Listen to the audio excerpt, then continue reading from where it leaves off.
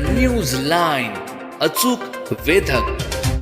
कृष्णा सहकारी साखर कारखान्याच्या निवडणुकीसाठी रविवारी 21 जून रोजी मतदान प्रक्रिया शांततेत पार पडली.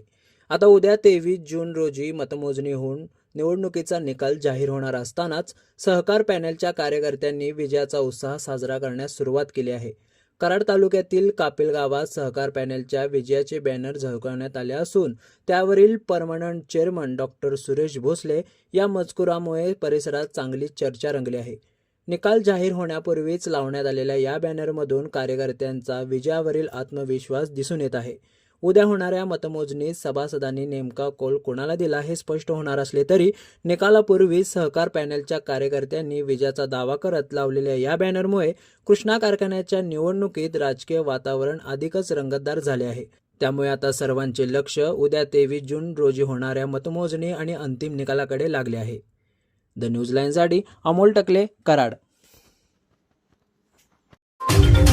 न्यूज लाईन, अचूक वेधक.